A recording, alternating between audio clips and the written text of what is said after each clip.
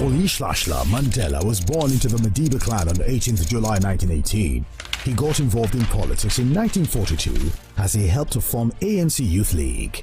He was married to Evelyn Mays and they had 4 children. Mandela was arrested in a countrywide police swoop on 5th December 1956, which led to the 1956 treason trial. Before the end of the treason trial, he wrote to Prime Minister for vote to include a national convention on a non-racial constitution, and failure to adhere would result to a national strike. In August, he was arrested and charged for leaving the country without a permit and inciting workers to strike. He was convicted and sentenced to 5 years imprisonment. On 9th of October 1963, he was on trial with 10 others for sabotage in what became known as the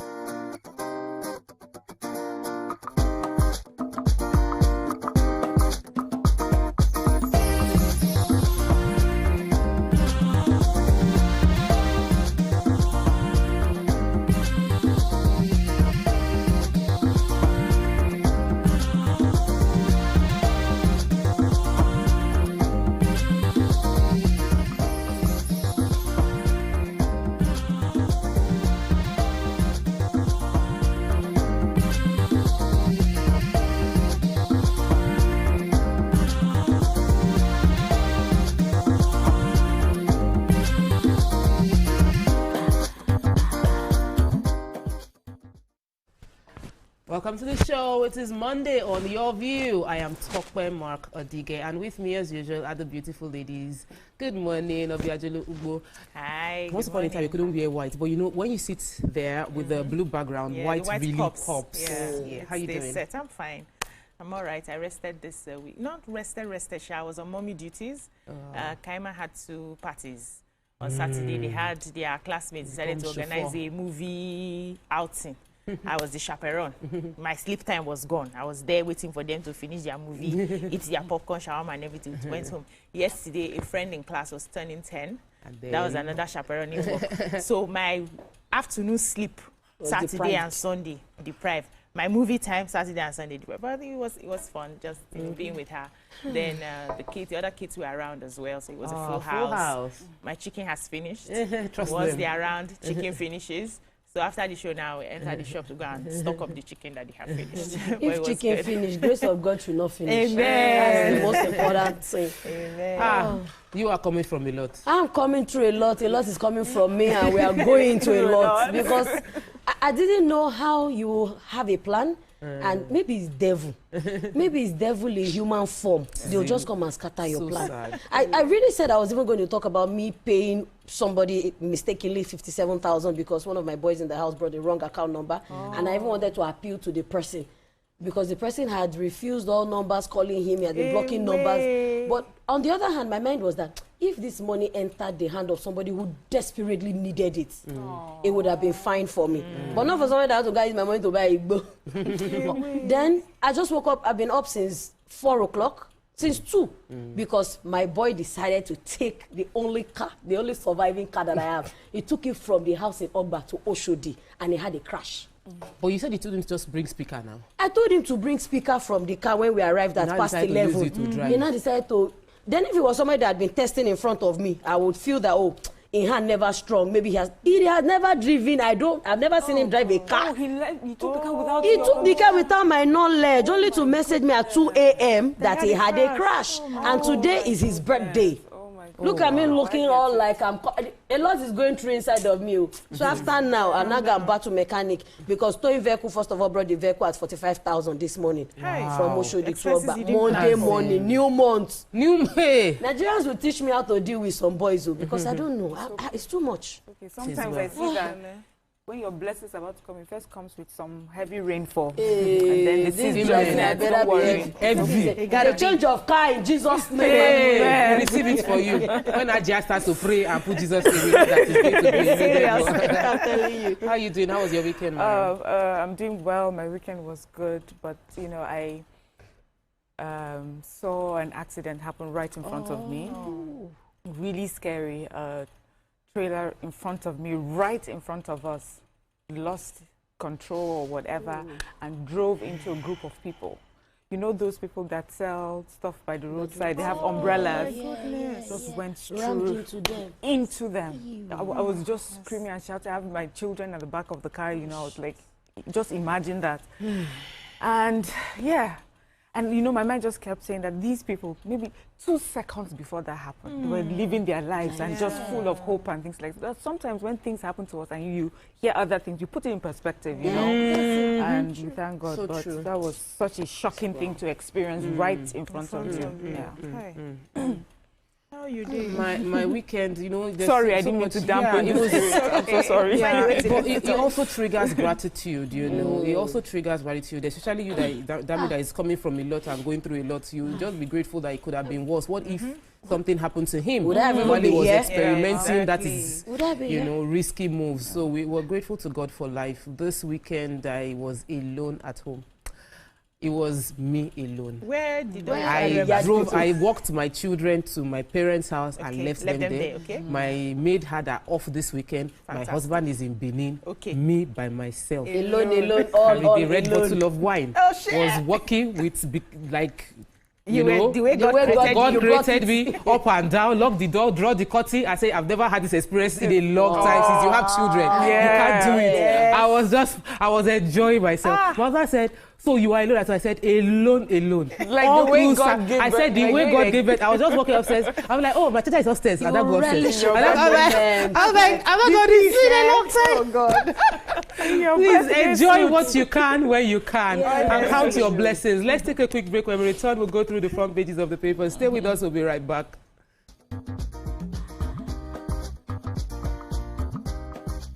Stay tuned. Your View will be right back.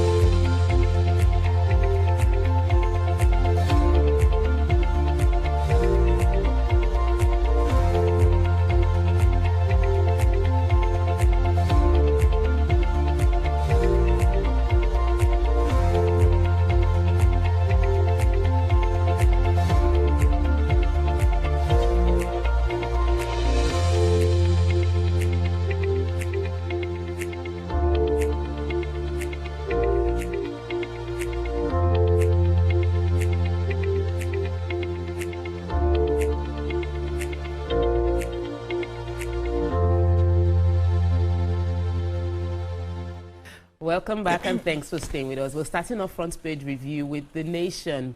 Major headline is that the governor of Yobe State is working. Yes, so he has taken over the entire page to show what he has done. But we have other stories. It's a lot of work. It's a lot of work, right? A lot of buildings. So a lot of pages. Oh, interesting. Fantastic. So that you cannot doubt what he has done. Our tragedies by Mokwa flood victims. Ogun, others mourn with Kano. 22 firms get 16.1 billion naira in first tranche of 75 billion naira relief loan. Then we have how Medipol would crash prices of medicines by party. That's a very interesting story. 1.9 trillion naira oversubscribed to cook cash for refund. So we have money, obviously, because 1.9 trillion got into Sukuk. But who has the party story? I have, first of all, the flood story. Oh, very yeah, sad. really sad. Yeah, victims of the Mokwa flood had, you know, a lot to say. So one of them said that he went to look for food and came home to meet no home. Said he lost 9 of his children. Oh, my God. Yes, Issa Daban is an indigene of one of the 3 Mokwa communities in Niger State. And they said the flood was terrible. Another indigene, Musa Ismaila, also described the flood as devastating. He said the building with 80 Amajiri was swept away. Amajiri children were swept away. So a lot of people involved were children. They were just washed away like that. Yeah, both of them, their narrative was really, really touching. They said they came from the 2 of the affected communities. And Daban, where he was talking about his own, he was crying. He said he had to take the reporter to where his house once stood. He said, I do not stay in Mokwa. I usually go and come back every weekend. When I heard about the flood, I rushed home, and this was what I saw. The flood came, and by the time I came back, I met no home. It swept everything away. Said the rain started without notice, which led to a powerful flood that now swept people, houses, families away. Said the damage was very, very devastating. A lot of people were involved, mostly children. And it was just different accounts. There is a Jubrin Alsan who also painted a picture of how his uncle would have to live with the pains of the fact that he had to bury several of his family members, his children, and all of that.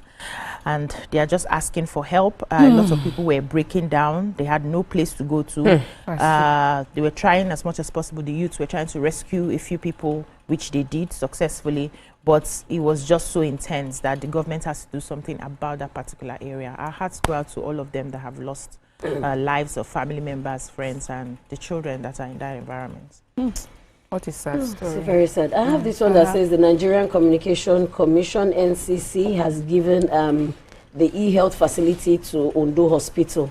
And the Nigerian Communication Commission, NCC, has donated and inaugurated the e-health solution to Ondo State-owned specialist hospital to reduce queues at the hospital. Executive Vice Chair, Chief Executive Officer of the NCC, Dr. Aminu Meida, said the facility would revolutionize healthcare systems and services in the hospital. Meida spoke during the inauguration, saying that it was an initiative. The initiative was part of the Commission's efforts to harness the power of information and communication technology to improve and revolutionize the sector in a manner that better serves citizens. So this is a good one, at least, if we can get fast track where people go to the hospital. There are so many complaints, but we need to always up our game. So in the health sector, Coordinating Minister of Health and Social Welfare, Professor Mohammed Ali Pate, has explained how medical plan will crash prices of medicines and pharmaceuticals. So they said at the weekend, he said procurement of medicines in bulk by the government in a public-private partnership arrangement will reduce the high cost of medicines and consumables. Medipol is an innovative group purchasing organization created to shape our domestic market by organizing and activating real demand, negotiating competitive pricing, ensuring quality and enabling efficient supply chain management. It will also offer predictable offtake for local manufacturers of essential medicines and healthcare products. The minister also said that the Medipool platform will initially serve Nigerians through the basic supports over 37 million citizens access services in primary health centers across the country. Eventually, Medipool will expand to include federal tertiary hospitals and the private sector. The scheme aligns with broader reforms under the presidential initiative to unlock the healthcare value chain (PVAC), which seeks to boost local production of pharmaceutical products to 70% of domestic production. The scheme will also boost employment in the sector to at least 50,000 full-time jobs from the current estimate of 200,000. And he says these are not theoretical steps or abstract policies. These are concrete actions we're currently implementing.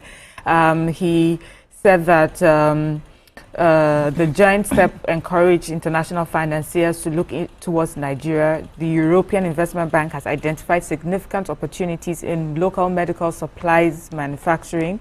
Afrexim Bank has earmarked at least $1 billion to facilitate supply-side growth in pharmaceuticals, biologics, and essential medical devices in Nigeria. All in all, and there's so much more, but all in all, this sounds like fantastic news, Seems also all-encompassing, Yeah, So considering that last week we were just asking what he's done, and particularly about, I remember Amaka was talking about the lack of access to some specific drugs, so it's medication. So it's important that there's actually a plan, and it's like Mariam said, it seems very well thought out. So I feel that pharmacies and those that are in this industry of medication should read this policy and see how they can come in. But what I love mostly, and I would like to highlight, is that he says this is not just theory, because we always say, yes, we hear all the conversations.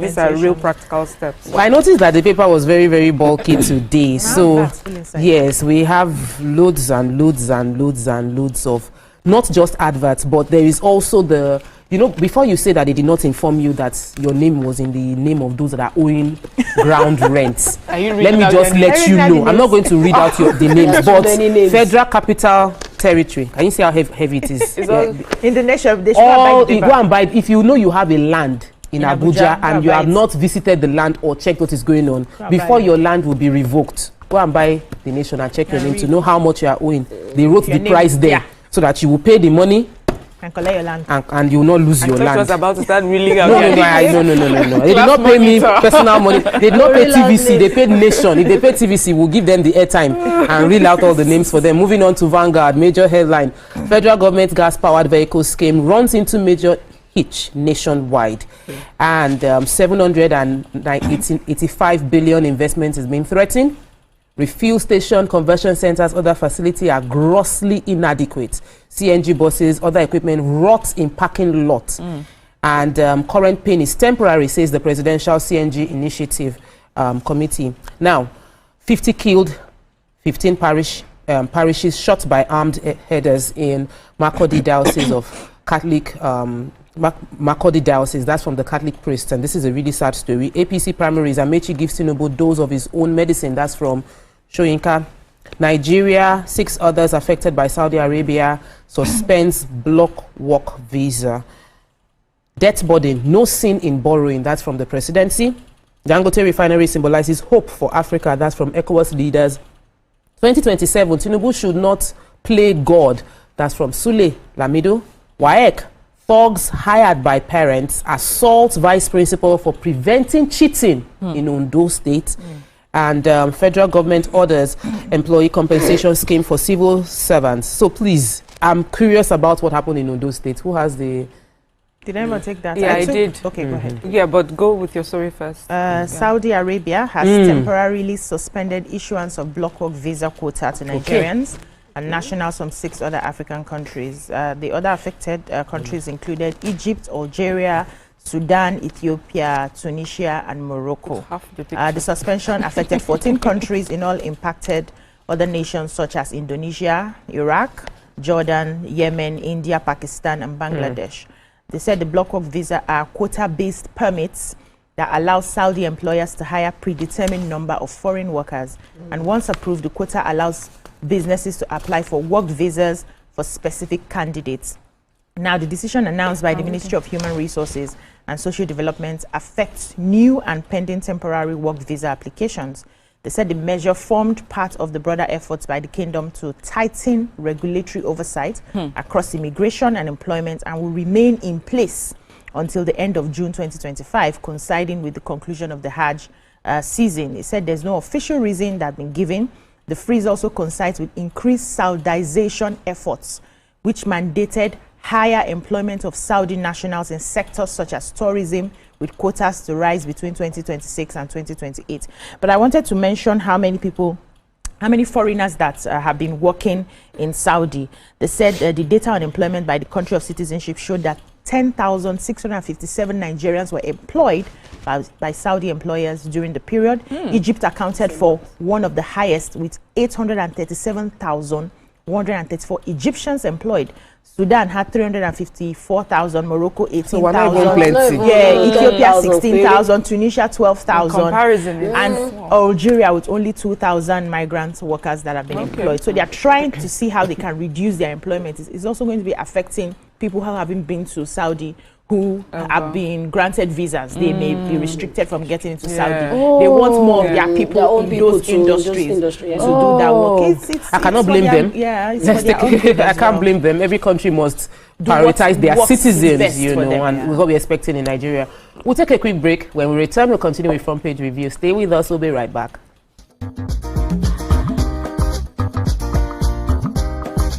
Stay tuned. Your View will be right back. There are common features about successful people. They are healthy and active with a mindset to win. They start their day with a good meal and support their systems with Didion syrup of hemoglobin vitamin B12. 2 spoonfuls of Didions taken straight or mixed with your beverage for the office, gym or picnic keeps you in top form all day, and you are always good to go.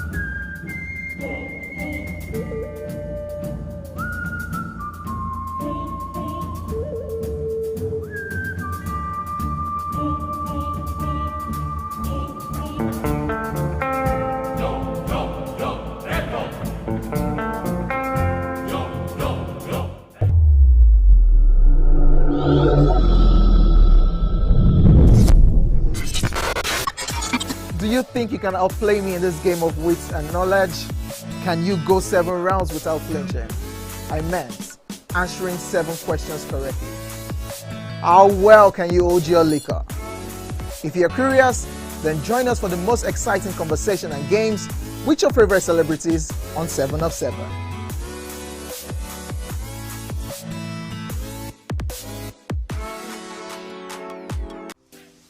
Welcome to Pure Entertainment. What would you like to order from our menu today? We have the regular. So let me go and look for my jam results. So my 220 was 320. I suppose don't be one medical. At this point, I contest my jam results. I want to close the show. I can go. I can. Okay, that's all we can take. Ejeki, close the show, G. Fadala. Ladies and gentlemen, number 1 unavailable by Davido featuring.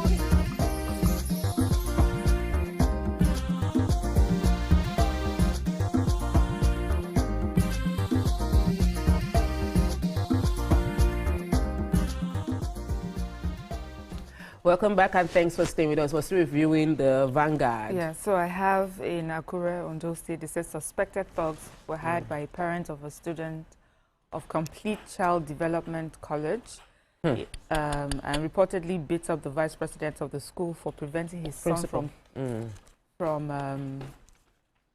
cheating in the ongoing WAEC exam. So this story reads that May 26th, an Android phone was found with one SS3 student, which is contrary to the rules and regulation of the school. And Mr. Rotifa, the vice principal of the school, seized the phone from him. Then on Thursday, the mother of the student came to the school to fight with the school management. Wow. To the point that the proprietor of the school ordered that the phone be returned to her, and that was done. That she made so much trouble, they returned the phone to her. The brother of the student, who happened to be an old student of the school, came to the school to harass the vice principal and threatened to deal with him. After school hours, the boys were seen loitering in the streets, and the proprietor was informed, who told Mr. Rotifa to go to the police station and lodge a complaint. So Mr. Rotifa is the teacher that seized the phone. He went, and 2 policemen took him in their van to look for the boys, probably to arrest them. They didn't get them. On their way back to the station, the boys waylaid the police van, stopped it, brought out Mr. Rotifa, and beat him up, and he's been taken to the hospital for treatment. According to the principal of the school, he's been discharged from hospital, but he didn't go back to the house for the fear of those boys coming back, And they said arrangements are being made for his safety, for the safety of staff and students of the school during the remaining period of the exam. Because somebody is not allowed to cheat. The school has kept quiet since then. The school is obviously under siege by thugs and bandits, and I don't know what's called. The story got to me. The fact that they waylaid a police van, brought out Mr. Rotifa, beat him up in front of the police. So what happened to the police officers? They are dodging for their own life. They want to be collateral damage before they mistakenly hit your head in the base of. And now that's what I'm saying. The community is under siege. Obviously, there's a power more powerful than the constitution. And there are many communities that are like that. There are many communities like that, and I believe that this is really sad on all fronts. And our heart goes to be, we're praying for the teacher that he has swift recovery. Compensation needs to be made to that teacher, obviously, and the parents and the thugs need to be prosecuted properly. Okay, I have the one that says federal government's gas-powered vehicle scheme runs into major hitch nationwide, and this one is talking about the 785.6 billion investment that is being threatened, refuel stations, conversion centers, and we're now talking about that there are indications that the federal government, that there are indications that the federal government's scheme designed to transition Nigerians' vehicle transport system industry away from fossil fuel, that's petrol to gas, has encountered a major hitch. And industry stakeholders said that initially the enthusiasm has been taken over by frustration due to supply shortages and insufficient infrastructure. They also said the inadequate refuel facilities and the gas itself across the country have become the users' and investors' nightmare in recent times. The scarcity of the products incoming against the backdrop of adequate supply of petrol across all parts of Nigeria is a situation which has now started luring the gas users back to reconverting their vehicles to petrol from gas. And then the Office of the Presidential CNG Initiative as well, also a major stakeholder from the Office of the Presidential CNG Initiative also said while acknowledging that the existence of these challenges, that there are existence of these challenges, he said that the program has not derailed, adding that efforts are underway to restore the progress. I will recall that on May 13th, 2024, the President Bola Ahmed Tinubu directed all federal ministry departments and agencies to purchase the CNG vehicles and other steps for its widespread. But in all of this, some of the users, some of the CNG users are also alleging that there's been a sabotage somewhere. A truck driver was actually interviewed, and he said, I believe there are some people in the downstream segment as operators and possibly regulators agencies that are benefiting from petrol importation, and they know that if people convert to CNG and they can buy it easily, they will abandon petrol. If they abandon petrol, then they cannot be making money again. So there are a lot of things said, because it's a whole news, it's a whole spread. And as a result of the long queues, many of them cannot even afford to stay 4, 5, 6 hours to buy CNG, and they don't have time. So because she runs on CNG, it's cheaper, but the queue to get the fuel. When I was coming to this morning, really I noticed that the particular mobile station selling CNG had a lot of queue. We don't have enough. Did anybody take this thing now? I want to take this. Yes, that's but they will always fight any good policy. No, the what is happening in Makurdi. Okay. The fact that let me even specifically, I want to read it properly, because in a month of consistent attack on Catholic churches by armed headsmen, and this was the news was brought out by the Nigerian Catholic Diocese Priest Association, Makurdi Diocese, said that no fewer than 50 persons have been killed, and that this has led to the church shutting down 15 parishes, 15 Catholic parishes because of the crisis. They have lamented the failure of military personnel to protect victims.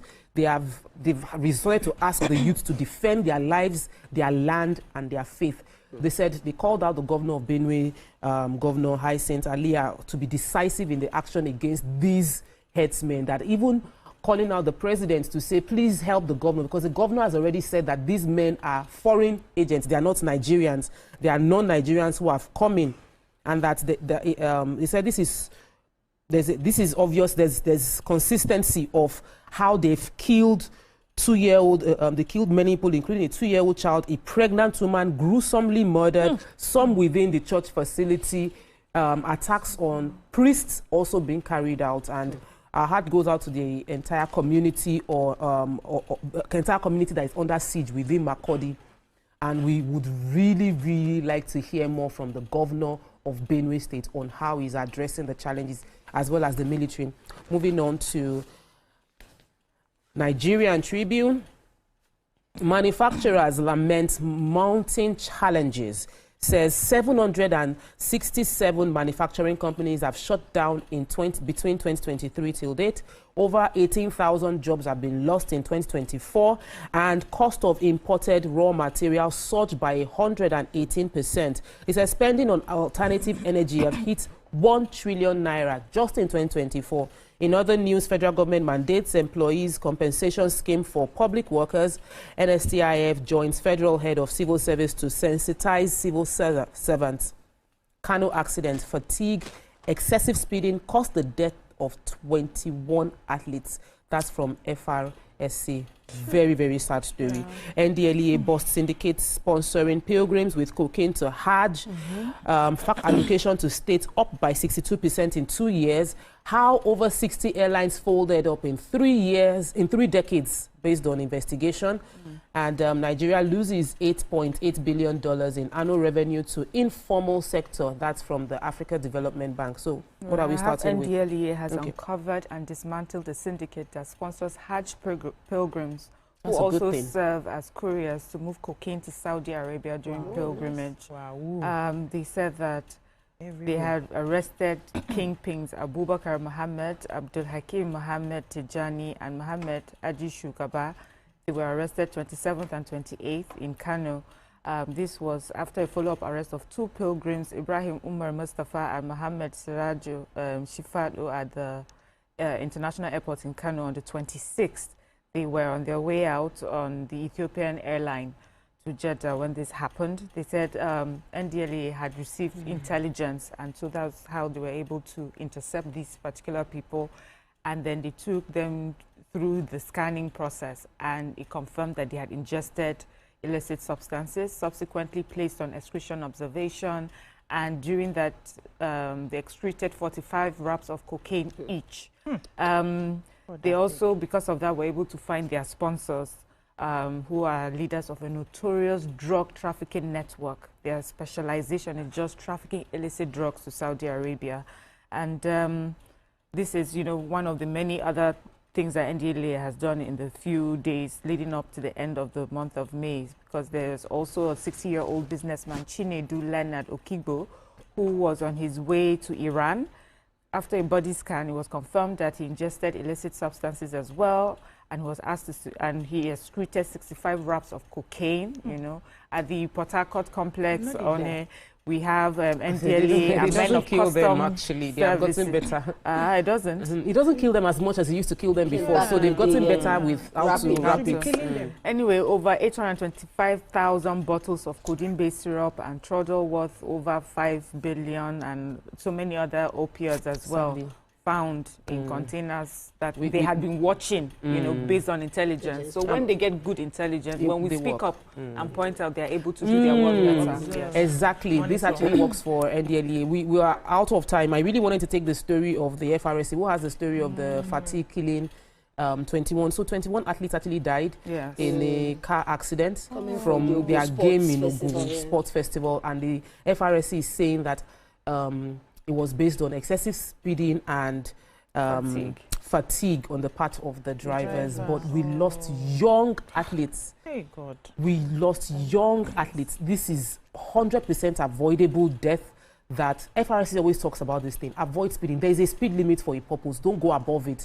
And if you're tired, take a break. There are many hotels around the road. The governor of the state declared today as a public holiday.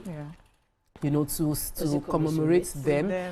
The governor, Abiodun, also has pledged, I think, 1 million naira to the families, but still, it doesn't replace the life. From the Kano State governor as well. Okay. Yeah, so that's all we can take. Our heart goes out to the entire family. This one, I don't even know what justice would mean, because everybody perished, so it is well. Let's just prevent this going forward. If you are in a car and there's overspeeding, shout, because you don't want to be the next collateral damage. Then I think in the cases of traveling long distance, they should have 2 or more drivers to help with fatigue. You cannot accommodate because one driver can take it now. Don't be too. It's a huge risk. Stingy. Next, we have a special feature from the Elevation Church. Stay with us. We'll be right back.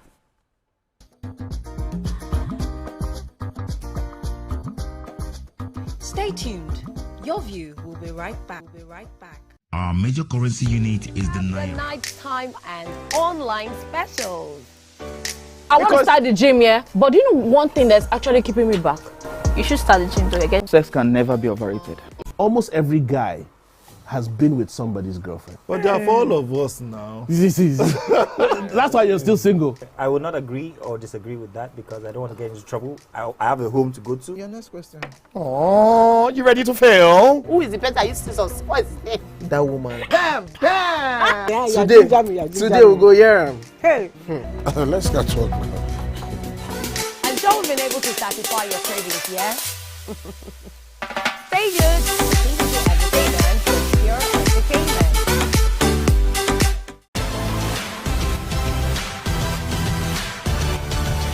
Now you can catch up with your favorite programs on TVC. Log on to www.youtube.com/TVC Entertainment. Join the fun.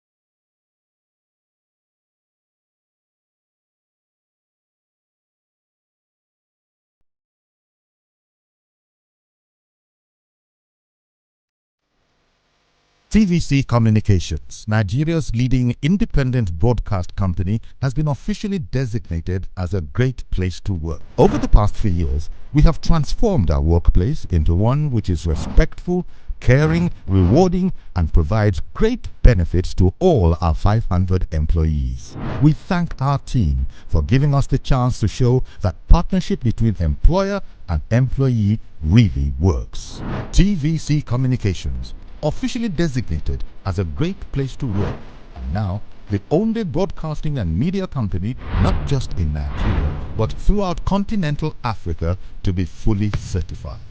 TVC Communications, a great Nigerian company, a great Nigerian place to work.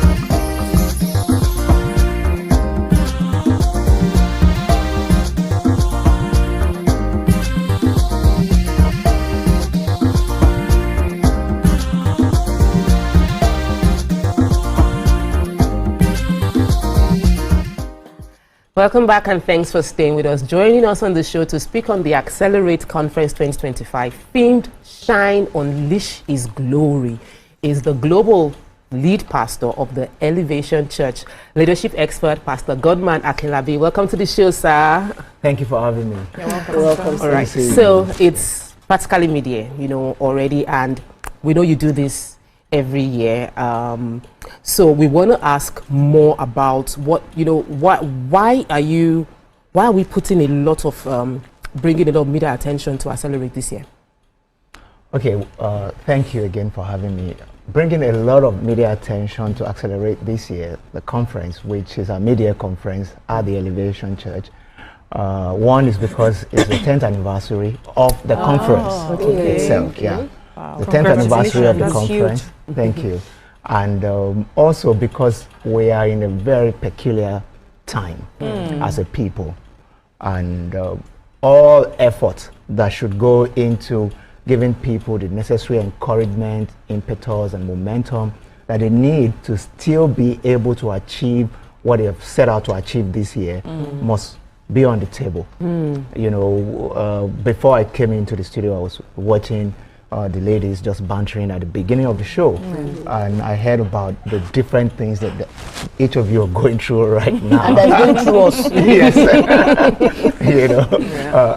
I heard about the incident she pointed out about a car and a son. I heard about the accident she witnessed.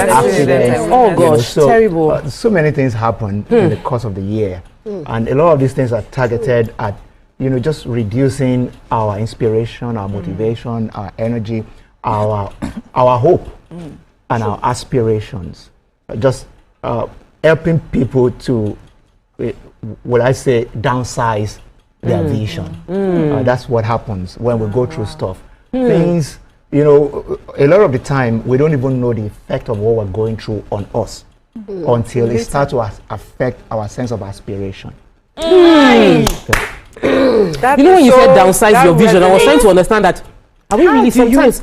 Sometimes we reevaluate when you after you've gone through 6 months. You are looking at yourself and saying, maybe it's too tall. Maybe I should reduce it. I should reduce. Maybe I'm being unrealistic based on economic realities. Yeah. Okay. Yes. So that's what happens a lot of the time. Beginning of the year, we set out with vision boards. We set out with New Year resolutions and all that. Then we're going to month 1, 2, 3, 4. And life is hitting and we are readjusting. Solution starts resolving you. Yes, and then you get to that point where you're just telling yourself, you better behave yourself. You are not the only one in this world. I cannot come and die. I can't kill myself. let me just. It sounds like what you tell yourself, Abi. You are receiving it. Resonating. You know, let me just take it easy. You know, let me behave myself. I'm not competing with anybody. Yeah. All those rationality. Yeah, but the truth is that, you know, like we say, the sky is so wide for all of us to fly, and God has a plan for each person. And as we go into the year, there's a way to position yourself such that your sense of aspiration, your sense of vision and direction does not diminish. In fact, it becomes more enhanced. Wow. Yeah. Let me ask that question. Is it realistic to keep your momentum going from January to December? Is it realistic? Possible? Is it really possible that someone can be in that space where as you fire down from January, that's how you're firing till the end of the year? Even if life fires you. But some people start firing from May or June. Yeah. So I don't. So which one is realistic? So I think what is realistic is about what is called energy management. To understand that life is not a marathon, it's a sprint. Yeah. And the difference between... It's not a marathon? Sorry, life is a marathon, not a sprint. not a sprint. Yeah, apologies. Yeah. Life is a marathon, not a sprint. Yeah. And in a marathon, what you are taught is energy management. In a sprint, you have a burst of energy. You want to give it everything at a go because it's a short run. But we're in this as a long game. In a long game, you pace yourself. Exactly. Yeah. And in pacing yourself, you know when to chill, regain your energy, where to position so that you can be more inspired, because every resource can diminish, including intangible resource of inspiration, motivation, you know, and all that, and passion. Passion can wane, can reduce. I get that because for me, the calendar January to December does not work for me. What works for me is that, you know, my calendar is not determined by those months. When I can have the motivation to push or to start or to go back is really determined by my energy, really, and all the things that are happening around. But, you know, that's what I love about this conference. It seems that it's beyond the usual church spiritual. It's looking at things exactly, like, you know, regular things that we're going through and helping us to understand that. And I feel that that will resonate with a lot of people. But it's also the 10th year, and as you mentioned, so that's a huge deal. And I'm just wondering, tell us more about this theme, shine. Why shine? And what do you expect that those who are coming would gain from this? The theme borders around our capacity to depend on God. You know, in Isaiah 60 and verse 1, what the scripture said there is, arise, shine, that for your light has come, and the glory of God, not your own glory, the glory of God is risen upon you. When you look at, for instance, in the solar system, the sun and the moon does not have any light of its own. It reflects the light of the sun, and when it's well positioned and aligned, it doesn't struggle to shine. Yeah, so it's the same thing. When we're well positioned and aligned with God, you know, we receive revelation, knowledge, vision. You know, we're empowered. There's the concept of grace, which is unmerited, you know, enhancement or favor that just comes on you when you rely on God. But you know, life can treat us, I mean, you know, play a trick on us, especially for people who seems to be getting things right. You know, you get to a point where you just feel it's about you. I get it. I get it. Yourself. I'm the next best thing after sliced bread. You develop God complex. Yeah, you develop God complex. Thank you for that. You know, God complex. And at that point, you don't no longer depend on God. You can imagine the moon just telling itself, you know, I'm good. And just a bit move away from alignment. You lose it. Yeah, and you lose it. It's all going to be darkness. You know, and that's where some people get to. Where you just get used to things happening for you, and you lose your sense of dependency on God, who has a plan for your life. And that's why the conference comes in mid-year, just to help people to do what is called course correction. You know, when default settings. Yes, you know, when an airplane is flying in the air, one of the things I learned about, you know, flight and aviation is that the airplane is bound to suffer from turbulence, Yeah. wind and everything eating on it. Clouds, And what happens then is that it shifts away from the flight plan. And you know, at that high altitude, 32,000 feet above sea level, and with that speed, 1 degree, if you're supposed to land in London, you can land in Afghanistan. You understand what I'm saying? Just check ship. Yeah, because at that height, and it's the same thing, especially as we get into adulthood and then we start to fly higher. We have to be mindful of our flight plan and how aligned we are. The wind will come, the waves will come, everything will hit at us emotionally, physically, spiritually, mentally, you know, issues at home, issues at work, issues of environmental issues. I mean, I heard the ladies reading the news, I mean the newspaper, and we're talking about Mokwa. You can just imagine what has happened in Niger State and the effect of it on someone who went away and came back, 9 members of the family are gone. You know, that person needs a fresh dose of grace and just encouragement and comfort to be able to move on. Hold on and move on. You know, and that's what I mean. That's just one out of millions of people going through stuff around the country and around the world. And we're at a time where every nation has a fair share of what's happening, something one way or the other. And this is a time for all of us to depend on God like never before. To be able to gain a better sense of, you know, clarity and to always rejig our vision, our dreams, and not lose hope. Let me ask you, for this 10th year's edition, we're talking about Shine, Unleash His Glory, and you have a powerful lineup of speakers. How long did it take you to shop for them? What were the prerequisites? How did you come about these powerful speakers, the selection process? Yeah, well, the selection process for speakers is always about who do we think has the right word for the season? The right word for this season. Yes, the right word for the season, and also the right kind of grace for what we want to achieve. So looking at someone like my good friend Pastor Jerry Eze, he leads people in prayers every morning. NSPPD, what God cannot do does not exist. There's a way God is using him right now that we believe, speaking into the life of people at the conference will create a shift. Apostle Joshua Sermon, God is using him around the world, you know, just bringing, I'm a huge fan. Bringing hope to diasporans, bringing hope to people in country. There's a message that is palpable in his teachings. My wife, who also do you know what's on the tip of my? I say if he does not mention his wife, he's unstable. My wife, who also has a very strong message and a strong teacher, you know, for women, for men alike. My good friend Pastor Yemi Davis of Global Impact Church, who is also the chairman of PFN in Lagos State, doing a fantastic work, mobilizing the people of Lagos right now in the grassroots to just put their hope in God. Reverend Samuel from Abuja, who is also another person that God is using in the revival, a prayer revival around the world. And my young friend too, Apostle Aaron, of Celebration Church, Emmanuel Aaron. He has a strong connection with young people.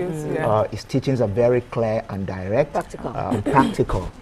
You know, and the grace for greatness that I carry with the mandate of our church to make greatness common, which must bear witness at this time. Because if there's a time to shine in the midst of darkness and discouragement and disillusionment, this is we have to prove it that God is at work at this time. So me, I usually I follow Accelerate. I watch online, and but I've been told by my friends and my colleagues, I have two staff that they will take. I know they are taking the time off, and I understand. For the conference. They say it's different. Okay. You're watching online, but you don't get it. How can people engage with this conference this year? What's it going to be like? Are there going to be viewing centers or all of that? How can we connect with this? Yeah, there are viewing centers around the city of Lagos and even outside of Lagos. Some of our churches outside of Lagos, in Port Harcourt, Abuja, Abeokuta, Ibadan, they have viewing centers that people can go to in the course of the week, starting from this Wednesday. And around Lagos itself, apart from our Global Broadcast Center in Lekki, which is Pieces Conference Center, we also have other centers. Currently in Lagos, I think we have about 14 or 15 physical locations where the Elevation Church meets. You know, Maryland, on the island, 6 centers on the island, another like 9 or so. On the mainland. You know, on the mainland in different places, Ogba, Maryland, Festac, Alimosho, you know, different. Some of our centers and you'll be streaming. Yeah, some of our centers will have physical locations where people, all that is on the billboard, and also if they check our website, elevationng.org/accelerate. In fact, we even have an app, you know, for the conference. Yeah, there's an Accelerate conference app that's available on iOS and Android. That people download the app, they get all the information, the prompts when the sessions are starting, the schedule, you know, and the focus, different things that they can interact with. You know, so and we're also online, especially for the global audience. We're online, and people can watch from around the world. Finally, what is your greatest hope or prayer for everyone who will be part of Accelerate Conference 2025? For everyone who will be part of Accelerate Conference 2025, whether watching online or being at any of our physical locations or watch parties, I would say is that they would be able to say that they've had an encounter with God. One word from God can change someone's life forever. And you know, we're all dealing with different things. Somebody is dealing with warfare. And you know, consistent battle, consistent issues. Somebody else is dealing, you know, with wound that has refused to heal, emotional wound. You know, somebody else is, you know, is dealing with just wandering, motion without movement, you know, without accomplishment. A lot of struggles out there. Some people are dealing with weariness. You know, it's just mid-year and they're already weary, you know, about life. But at different point in time, if you look through the Bible, no one met Jesus and remained the same. Yeah. So my greatest prayer for Accelerate Conference this year is that whatever people may be going through, whether it's a wound, whether it's somebody has been waiting for too long, that they would have a personal encounter with the power of God, with Jesus, that will transform them and put them in that space where they can gain speed and accelerate into the second half of the year and beyond. Well, it's really amazing having you, and we would love to have conversations around leadership and success, even much more, especially because of what you said concerning the fact that environmental negative influences might sometimes make people feel down, and they need to reconnect. Do you feel like your message is, I know you already said it's for everybody, but have you had encounters with non-Christians that have come and have felt like, okay, there was something that changed in my life from encountering your message? That happens all the time, because the only event that we hold in our ministry is not just Accelerate, and beyond pastoring the Elevation Church, I'm a leadership coach. I consult for organizations. I meet everyday people, and not just in Nigeria, around the world. As a thought leader, I mean, I just came from almost a 3-4 weeks long trip around the world, and there's an event that I just started holding 2 years ago called Find Your Voice, which is for diasporans from around the world, immigrants. We had 2, just in the last 4 weeks in London and Toronto, and I meet people there who don't share our faith, but they are immigrants, not even from Nigeria, but from other places. But what I've realized is that in different parts of the world, people go through the same things. It doesn't depend on where you hail from. Color, race, tribe.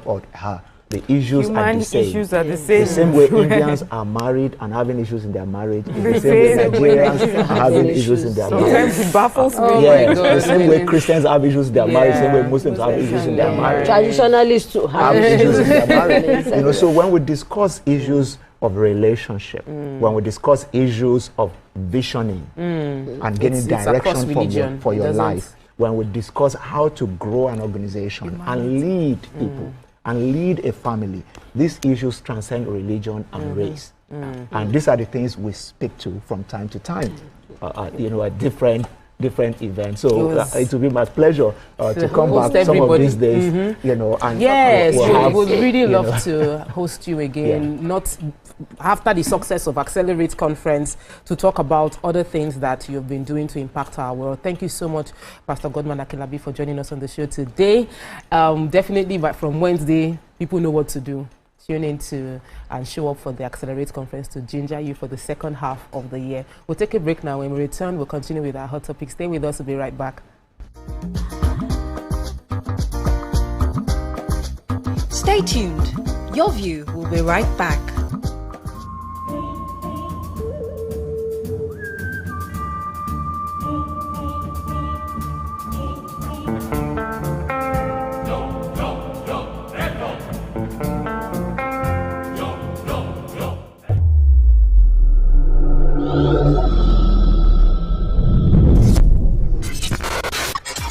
Do you think you can outplay me in this game of wits and knowledge? Can you go 7 rounds without flinching? I meant answering 7 questions correctly. How well can you hold your liquor? If you're curious, then join us for the most exciting conversation and games with your favorite celebrities on 7 of 7.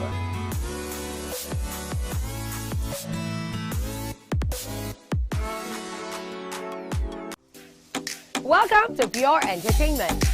What would you like to order from our menu today? We have the regulars. So let me go and look for my jam results. My 20 was 320. I suppose don't be one medical. At this point, I contest my jam results. I want to close the show. I can go. I can. That's all we can take. Ejeki, close the show. Ladies and gentlemen, number 1 unavailable by Davido featuring Musa Keys. We also have today's chef special. Yo, shine, yeah. Say recap done, and it's time for number 1 on the countdown. One of Nigeria's hottest artists right now, his name is Rema, and this one is called Charm. Kick it. Another.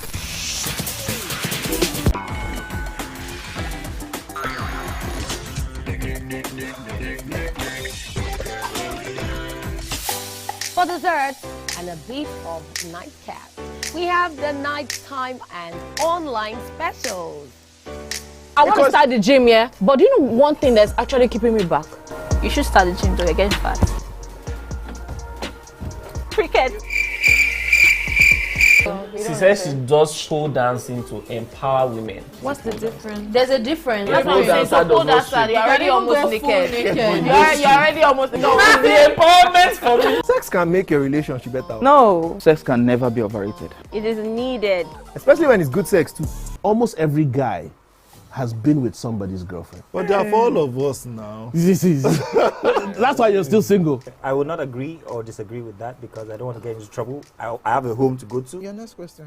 Oh, you ready to fail? Who is the better? You see some spoils. That woman. Damn! Yeah, Today we'll go here. Hey. Let's catch up now. I'm sure we've been able to satisfy your cravings, yeah? Stay good. TVC Entertainment for Pure Entertainment.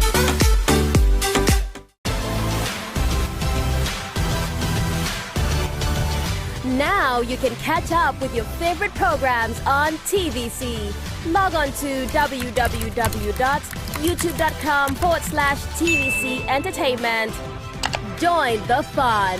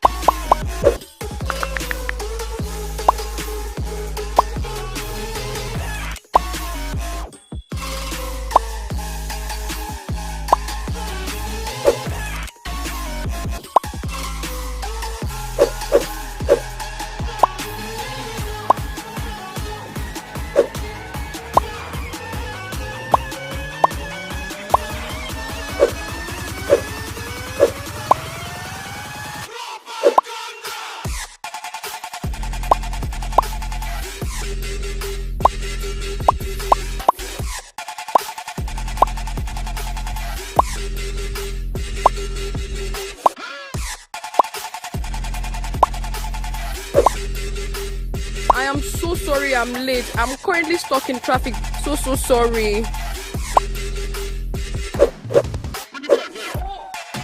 Hi, we're about to start the show.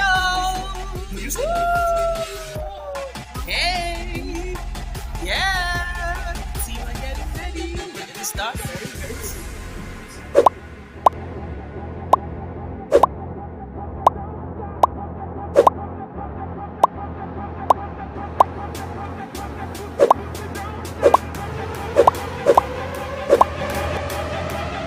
The show starts in 3, 2, and we're here again on your screens this beautiful morning doing what we do best.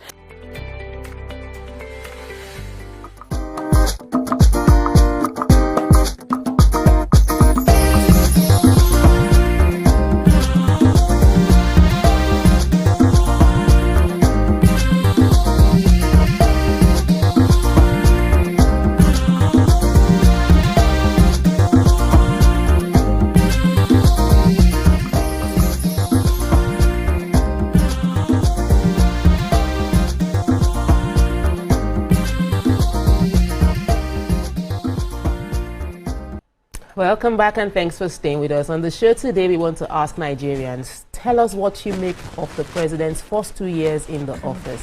What are the areas you want him to focus on going forward? To join this conversation, we have with us the one and only. The one and only is someone who is a prolific writer. He's had a lot of experience in the, let's say, conventional. You're not in the conventional media, but you're in like the alternate media. You're like our fellow colleague, but you dominated through Twitter. Yes. Please welcome to the show with us. So they are. JJ Omojiwa. Yeah. No, it's not about JJ Omojiwa. I wanted to call out his entire. I wish I could read out your His profile, bio, your bio, because I don't think people understand what you've done and the opinions that you have shaped, you know, and how you have intentionally cultivated the minds. And we wanted to join the conversation because we know that you are able to do both critique and balance the conversation in a very, very proper way. So you can join the conversation by calling us. He's not here to answer your questions, though, you know. He's here to have a conversation with us. Call us to give us your own opinion on 020-1635-2013, or you can call us on 090-2416-3440. JJ Omojiwa is in the studio with us, and it's exciting. A pleasure. Yes, to have you back. Somehow I just opened my iPhone today and I found a reminder of his picture. I'm like, this algorithm thing. It's crazy. Somehow it brought back your picture when we were last in this other studio. That's smart algorithm. Yes, because I don't know. But I'd like to start by asking you the same question we've posed to our audience, which is, how would you evaluate the president's first 2 years in office? Would you think, do you agree on what are the things you would agree is done right? What are the things you would feel it should do better? The truth of the matter is, there's no way you answer the question without sounding contradictory, because it's an economy of 200 million people. There are many moving parts. A lot of people prefer that you say something on this left. Some other people prefer that you say something on the right. But the truth is somewhere in the middle. So I'll give you instances where the fundamentals are going in the positive direction, but they've not compounded enough to have a direct effect on the people. I like how you put that. Yeah, and because you have put it that way, many of my questions have changed. So they've not compounded enough. And the reality of the economy is that once it's fast, when it comes to the economy, it takes time. That's why, for instance, Nigerians perceive that every succeeding president is worse than the previous one. I'll tell you why that is the case. For so many years, we've compounded our problems. Shifting the goalposts. We tweak it. So the next president just passes it on, and then passes it on, and then passes it on. And because the economic realities, the outcomes of the economy don't move as fast as the politics, the person that actually did the thing, whether positive or negative, more often than not doesn't even get to experience the joy or the flags of that thing. Let me pause you a bit, because one of and it's one of the things that we talk about, that people should talk about what they are doing even as they are doing it.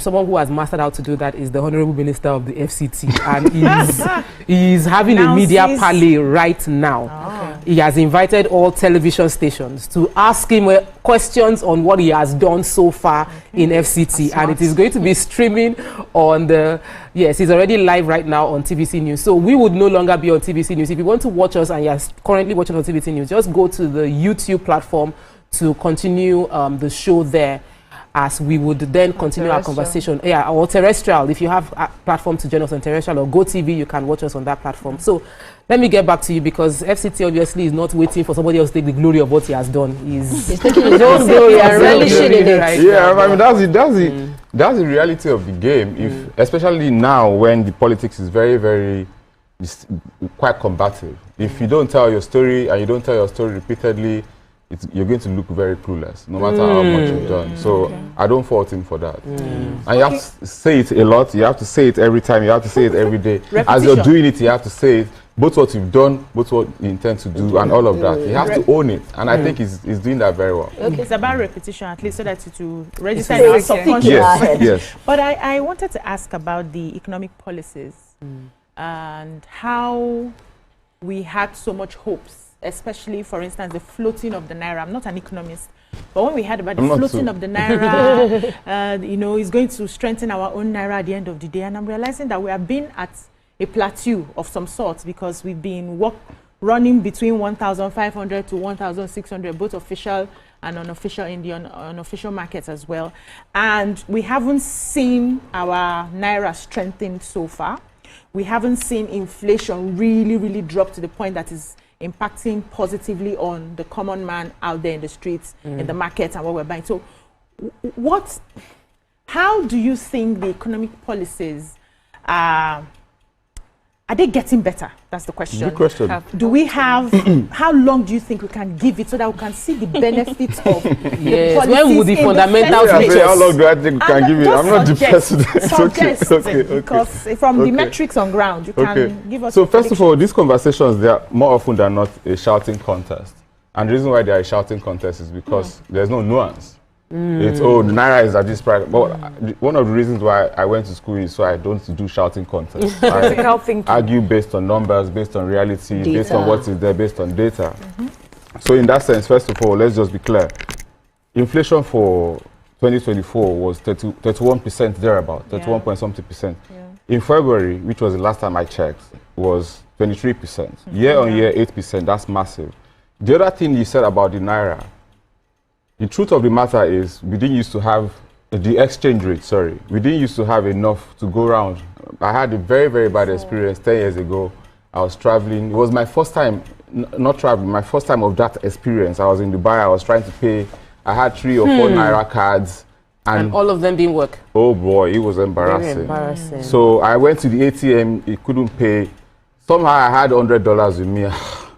Saving grace. Thank you, right? Jesus. And I think a lot of Nigerians have that sort of experience. Now that's not the case, right? And the reason is because there is convergence. The reality of convergence basically means that the price of the forex, whether it's pounds or dollar, in the official market and the black markets are as close as possible, which has removed the need for corruption.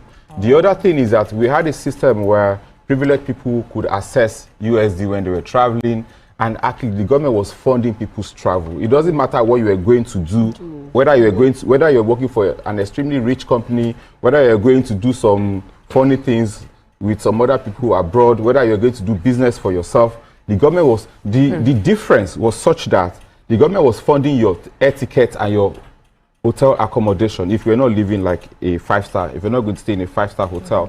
And what the government did this time was to converge it. And I personally think that one of the best things to have happened to Nigeria was the combination of the full subsidy removal and the convergence, because those two things have multiplier effects on our lives. And like I said when we started, the effects have not compounded enough to affect the people. But if you're paying attention, and the people that get paid to pay attention have actually said this, the Fitch of this world, the S&P Global, the Moody of this world, they've upgraded Nigeria. All three of them have, one of them already upgraded Nigeria to stable. I think it was S&P Global. Wow. Fitch and Moody upgraded Nigeria recently to stable. So we're a stable economy. And those ones, they don't do your PDP, APC, and etc. They are in the business of this thing, and they need to get it right. If they miss it, they lose their credibility, they lose their perception of objectivity. So in the reality of, first of all, our stock exchange has grew by 111% over the first 2 years of this administration. It's a record in Nigeria. The foreign direct investment is coming in. State governments, one mistake we're making is that we're paying so much attention, and we've done this for so many years. But if there was ever a time, we should pay more attention to the subnational government. It's now. Last year, they got an extra 6 trillion naira. Unprecedented, and they are getting more than ever before.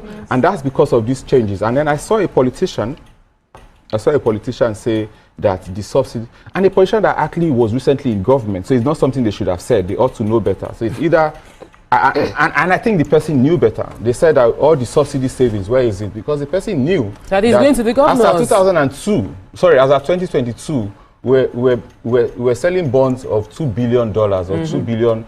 It was $2 billion or 2 billion euros, more or less the same thing anyway, to pay for subsidy. So when you say subsidy savings, it's not like you had the money, like, so I'm not spending it, I'm saving it. You were borrowing to do it. So now you can borrow to build. And these are fundamental realities. But the unfortunate thing, and it's not really unfortunate, it's the reality of an economy, is that they've not compounded enough. The effects have not compounded enough to affect people. Eventually they will. If we stay consistent, if we stay grinding, if we double down, eventually they ultimately will. Because the truth is, there's predictability. When you do this, it's about the first principles. It's like economics, it's like physics. E equals MC squared. So if you do this, this will happen. If you do that, that will happen. So in this case, it's not as hard as science. Economics is not as hard as science as physics, but the first principles are more or less the same. If you do this, you will get that. And we've gotten certain things that we're getting certain things that we're supposed to get, and ultimately, I believe that the compound effect will start reflecting in the people's lives. So the economy will sound like we're on track, but we'll take a break. When we come back, we'll go into other areas of the administration that we feel has questions. Yes, there are a lot of questions that we would like to have answered. Stay with us, we'll be right back.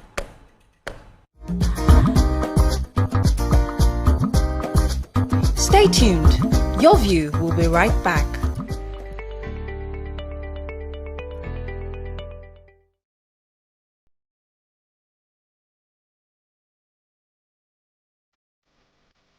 TVC Communications, Nigeria's leading independent broadcast company, has been officially designated as a great place to work. Over the past 3 years, we have transformed our workplace into one which is respectful, caring, rewarding, and provides great benefits to all our 500 employees. We thank our team for giving us the chance to show that partnership between employer and employee really works. TVC Communications, officially designated as a great place to work, and now the only broadcasting and media company, not just in Nigeria, but throughout continental Africa, to be fully certified. TVC Communications, a great Nigerian company, a great Nigerian place to work.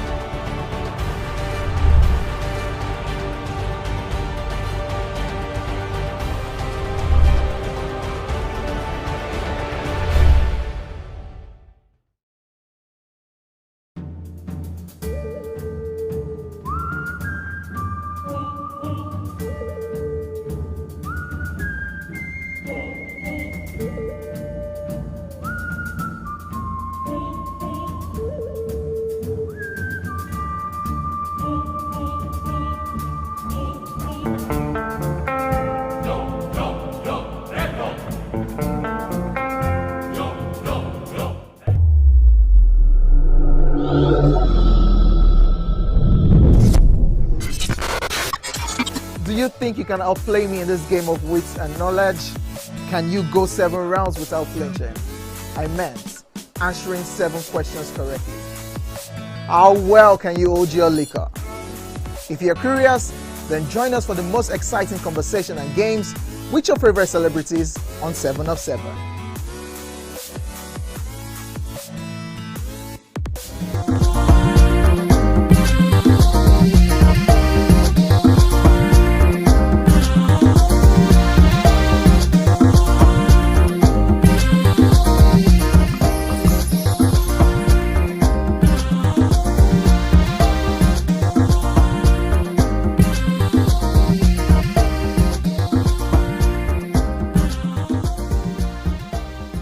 Welcome back and thanks for staying with us. We're still assessing the administration's 2 years of this current administration's second year, and we're trying to let Nigerians join the conversation. So please feel free to call in. Before we went on the break, I know that Yes, had a question. I had a question for him as regards, since we're talking about what has been done in 2 years, and like the news I wanted to take in Tribune, that man has said that over 18,000 people have lost their jobs in 2024. And some other manufacturers have to rely on alternative energy. We are still battling with our discos doing skipping rope. You understand? National Grid is not collapsing like this. It's dancing as auto like this, you know. I saw that cartoon somewhere. Did you see it ever? Where the National Grid carries skipping rope and is skipping and is always wobbling. And a major driver of economic is, the economy is light. Constant power supply. Do you think we're doing enough? Even hearing that the Minister for Power is saying that we will be needing about 10 billion annually to resuscitate or get our that has to be dollars. $10 billion to get ourselves together. Are we doing? Is this administration doing enough in terms of energy production? First of all, the fundamentals is that we've restructured the reality of power, generation, distribution, transmission. We've now devolved to states, which means that in the very near future, I expect that conversations on power become things that you direct to your states more than you direct to the government. And I think to fix Nigeria, we need to devolve more things to the states. We need to remove the pressure on the center and devolve more things to the state. So in terms of that fundamental, in terms of getting back to the first principles, that thing is good for the future. But the reality of that law is not beginning to take effect yet. And with respect to power, I'd say we are not where we're supposed to be, even under this administration. But I think that if the states, now that they're even more financially empowered, if the states take it personal with respect to power, and I don't think states should do this thing by themselves. I think they should just open to bidding and let private organizations, private businesses take over. I think based on that particular law that was signed in 2023, I think the future for power is good. One thing I do not like with respect to this administration when it comes to power was the ban on the importation of solar panels. Nigeria is desperate for power. You mentioned that already. Nigeria is desperate for power. And one of the opportunities for power generation is alternative power. Yes. And one of the opportunities for the biggest, by far the largest, by far the most sustainable form of power is solar power. And we don't have competitive advantage in that space. It's okay to build it. It's okay to build it, but we decided at one time that we wanted to generate our own rice. We don't want to import rice, food security, and then we closed the borders, we banned rice importation. We suffered for it. I think about 20 years ago, we decided the same thing for cars. We need to build our own cars. And blah, blah, blah. We blocked the borders. We increased tariffs. We suffered for it in terms of the cost of accessing that mobility. JJ, you just went into the real inconsistency of policies. 1 minute we have this amazing. For me, I feel it's inconsistent policy. So there was a time, and people make money in between this. Those that are able to, those who are positioned. So there was a time it was furniture. I remember when, this country banned importation of furniture, and the industry thrived. And then another administration came in and opened it up for importation, and the businesses suffered. The one you mentioned of cars, we felt like we would have this major change, like what happened with India, where everybody was now buying Tata. But what we have now is We opened it again, and we seem to have lost the advantage we're supposed to suffer for. So we are suffering. Because some of those, we suffer, suffering, and it does not. Short, yes, and then we go back. We go back to the same problem. Decisions are not strategic. I'll tell you, full subsidy, the one by President Tinubu, is strategic. The foreign exchange convergence is strategic because you can clearly see these are first principles things. Banning importation of solar panel, in my opinion, is not strategic. When you look at the reality of Nigeria in terms of the need for alternative power generation, in terms of where we are with respect to capacity for that product, we just do not have the capacity to do it at the moment. So you have to find a way to balance it. So I don't like that. I think that's a bad idea, and I think that needs to be reversed. Maybe sometimes strategy is not what is needed. For me, just like when the president came on and said subsidy ends today, it wasn't strategic, that was needed. Whether I said it or not. No, but I'm just saying it was needed. So sometimes it's not strategy. And even the policy is just changing consistently. Yeah. Sometimes it's also the people. The reason why policies keep changing. It's many of us, we don't trust the government, we don't trust the policy. Before the policy even starts to make enough impact on our daily lives, we're looking for how to change it. We're dragging them for it, you know. We only see the tough decisions we have to make. We never really pay attention or wait until we are able to benefit from the sacrifices that we've made. But you see, all these ones, many people are watching us and they think these people are speaking English. Food is still expensive in the market. That's one. Secondly, there's this big man that was one time CBN governor who built duplexes everywhere. Now they have found the duplexes everywhere. Who are they going to give? Nigerians are wondering. I would like, you know, you're not a government person, you're here to share your opinion. I would like your opinion on this sort of things that Nigerians are talking about every day. The populist answer will be give the houses to poor children or give it to each. But again, one of the reasons why you are supposed to be a thinker is to offer perspectives that have people rethinking their position.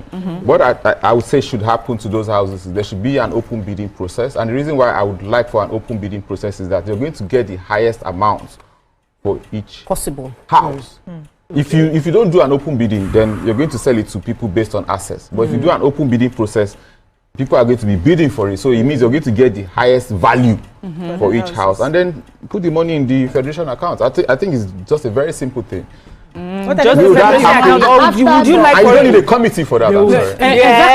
Exactly. Thank you. You just need common sense for that. Because now we have a committee that is going to be meeting. No, you just need common sense for that. You don't need a committee for that. I hate committees.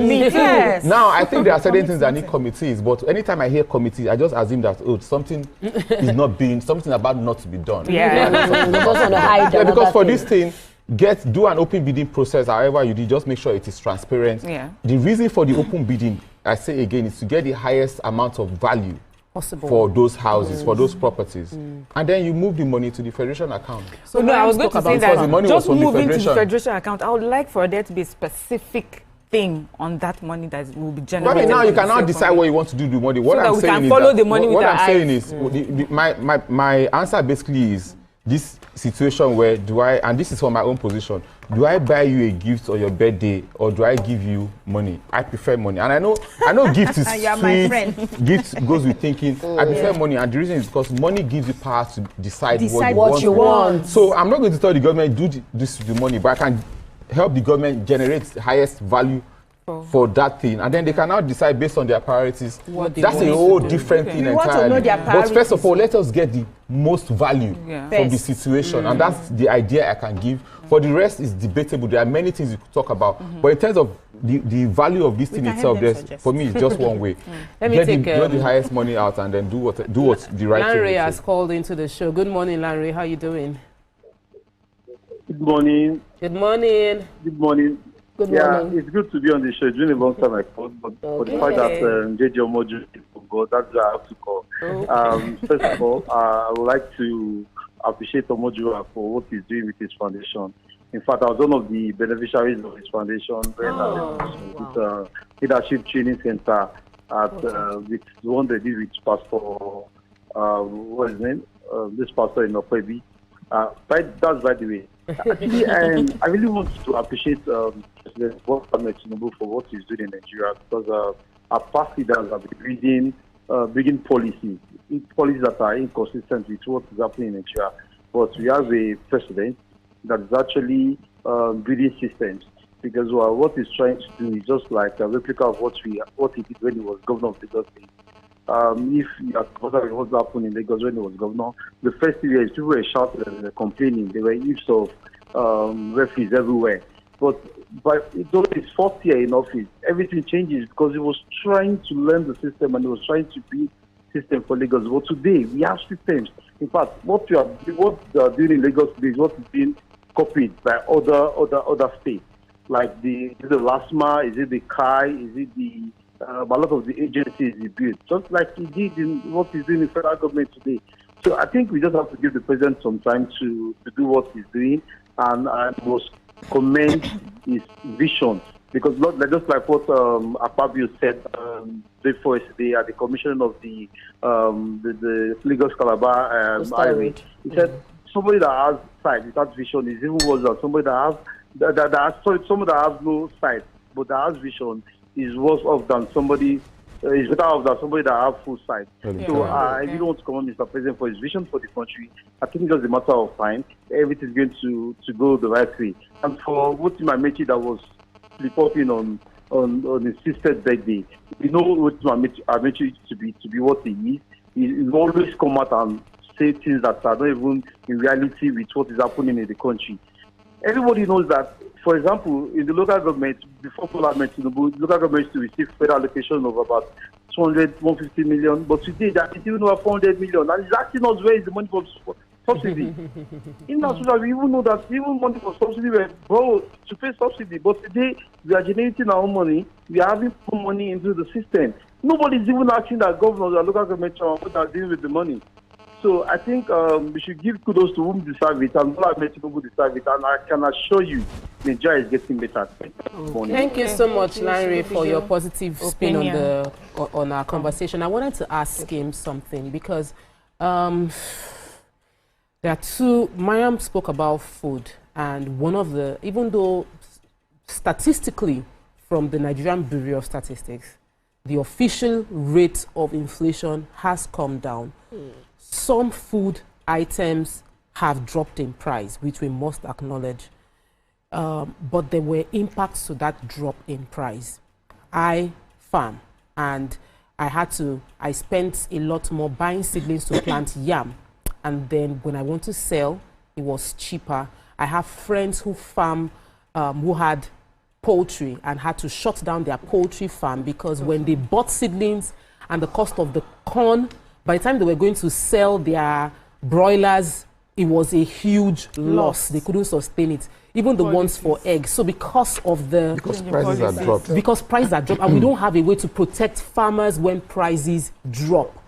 There's also, they've suggested having a agricultural food board to buy up food, and we're sure that, okay, if I borrowed money to farm and my projected expected income is that if I farm cassava, I'll sell cassava at this per ton.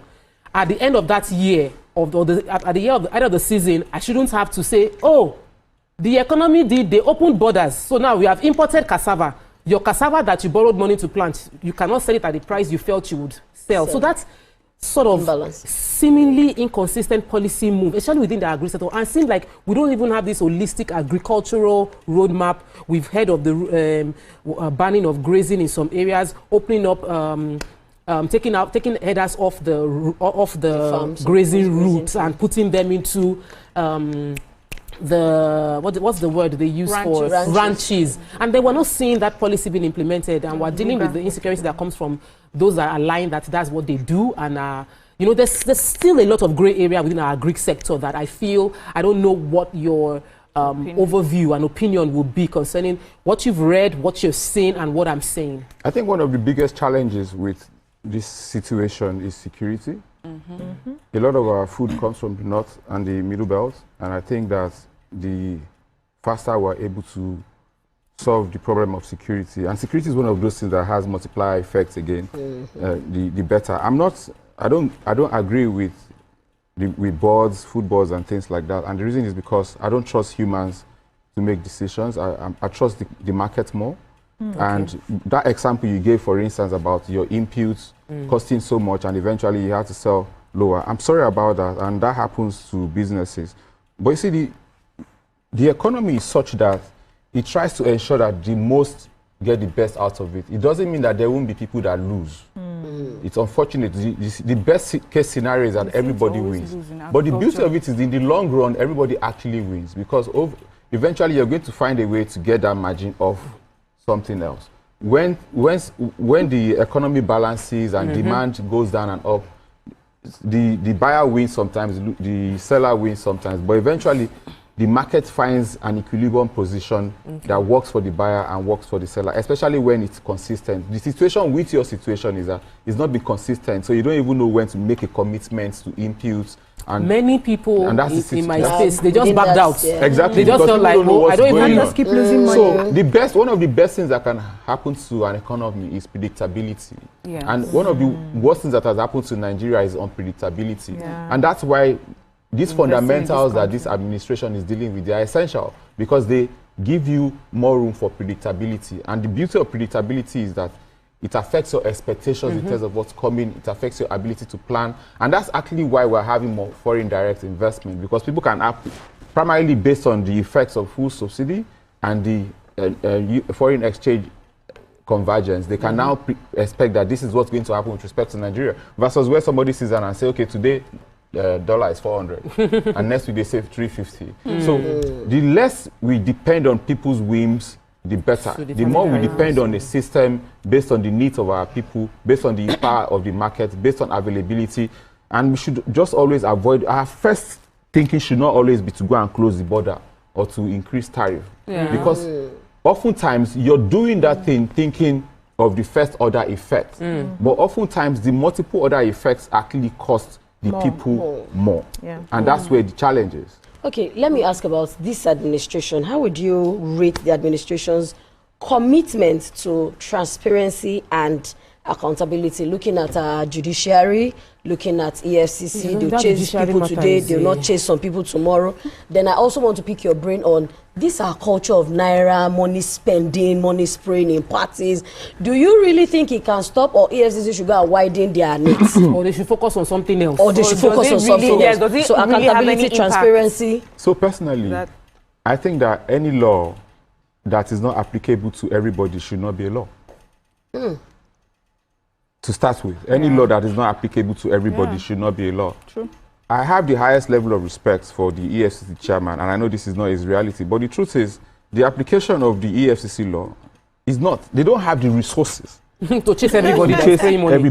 They don't, they just do not have the resources.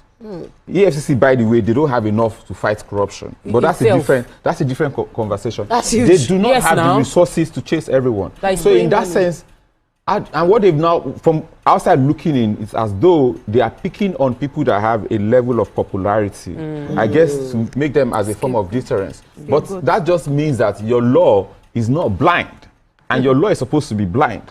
If your law is picking based on my popularity, based on maybe I have money, based on if you arrest me, more people will talk about it, which will make people behave, then your law is not blind. And a fundamental principle of law is blind. It doesn't respect you whether you're poor or rich or whatever. But in this case, the law is choosing. So that's my fundamental issue with that. Is the law choosing? It is choosing, because you can clearly in this see. Case, look at the numbers, look at the data. Or is the law aware of its limitations and trying to be creative so that it can use one goat to catch it? No, irrespective of why it is doing that, and I already mentioned that they don't have the resources. So irrespective of why it is doing that, the truth is it is betraying its essence, which is to be blind. I know why they are doing that. I understand why they are doing that. But it is betraying the essence of justice, which is to be blind. So they are picking, and that for me is wrong. So will this thing ever stop? Look, frankly speaking, there are just some laws that I personally think they are unnecessary. Now, I think that we should not deface the naira. But you see, if I have gone out there and I have worked hard, I've traveled multiple countries, sleepless nights, sleep at airport, do all of that, and I earn the money, I have earned the right to blow my money, spend it how I want to spend it. Now, if I start to match on it, then I'm desecrating it. But if I'm just putting our cultural honoring. You understand? So, but these things are not. I don't like conversations that are like not straightforward. I like things that we can speak based on first principles, and you have to then argue your so position. Accountability and transparency. But I just think that the application And I've said why. They don't have the resources to. Yeah, no, she's talking about the administration. Their commitments. I was with a friend yesterday, and I have to say this. I was with a friend yesterday, and I was giving me his idea. He's a very brilliant brother. He was giving me this particular market that they are setting up in Lekki, in Ikeja. Okay, let me take this call before we talk about. Okay. Another Lanre has called into the show from Sule. Wow. Welcome to the show. Good morning. Hello, good morning. Good morning, Good sir. morning. Can you hear me? My name is Tunde, not Lanre. Oh, Tunde, welcome to the show. About that. Okay. Lanre Now, seems to be flowing. Okay, good morning, ladies of the view. Good morning, sir. In my own, what I want to appreciate the president for, number one is this. Before the president, I realized that Nigeria is just like a walking dead. Walking dead, Because, okay. Yes. Oh, you said maybe, you said the total money you realize you are using it to settle debt, pay for subsidy, pay for all that. But a lot of people don't know that we are actually working a lot of debt, a lot of bodies. Like somebody will just wake up tomorrow and say we are taking over Nigeria because we cannot pay our debt. But when this government comes in, now they have already done it in such a way that we have now stand on our own feet. We have now stand as a Nigerian that okay, all these bodies of debt, it has been taken off because of the fact that we are not used. So we are used to even of subsidy. Government subsidize almost everything for us. Number one, electricity, they subsidize. So fuel, they subsidize. So we are used to this that they used to subsidize everything. But now taking it on at all, that is the very problem that affects. I know. I wanted to think that the government should be deducting me instead of removing it at once. It should have been at OB. They remove a certain percentage, another percentage instead of taking it out. But let's give it to the government. And then what I would like the government to do is that I would like them to work on orientating Nigerians. It is so disheartening when we realize that a lot of Nigerians so hate their countries. And when you are reading something on Twitter, you are just reading everything about negative. The government is trying. It's just like the Yoruba adage that they used to say that at the end lagoon. It's just the feather that does not make us to see. So we know they are putting in the effort. We too, we should love our country. When government is doing something, we the citizens should also support. And that's okay, this. People will bring down the price of goods. A lot of people don't want to bring down the price. Yeah. People, if you look at both people using CNG has reduced the cost of fuel for them. But yet, they still don't reduce the cost for the passengers. They still retain the old price. So I believe most of the problem we have now is we Nigerians. And if we Nigerians can change our attitude, I believe we can move ahead. Thank you. Thank you so much today. We'll take a quick break. When we return, we will continue with the conversation. Stay with us. We'll be right back.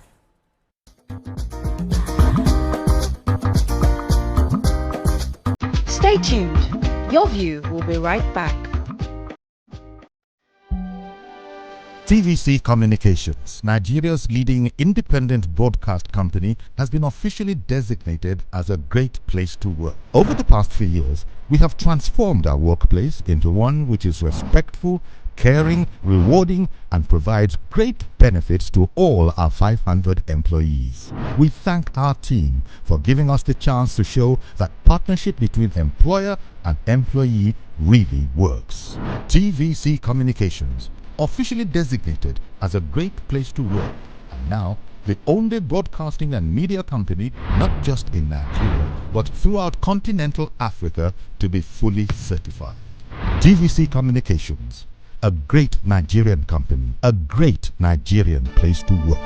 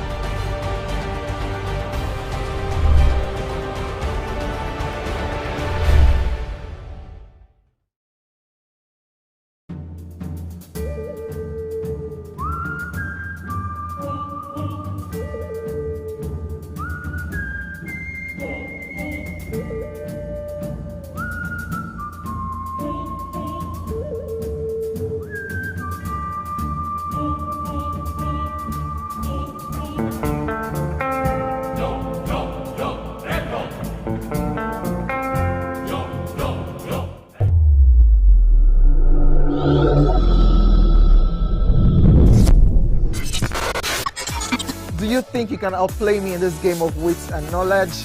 Can you go 7 rounds without flinching? I meant answering 7 questions correctly.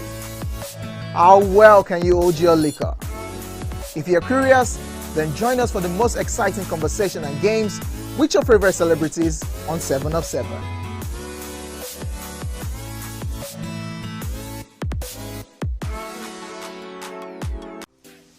Welcome to Pure Entertainment. What would you like to order from our menu today? We have the regulars.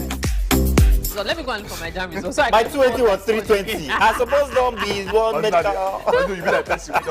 At this point, I contest my jammies. I want to close the show. I can go.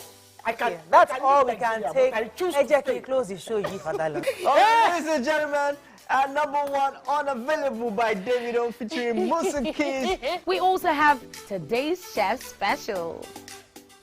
Yo, shiny, yeah. So recap done, and it's time for number 1 on the countdown. One of Nigeria's hottest artists right now, his name is Rema, and this one is called Charm. Kick it. Another.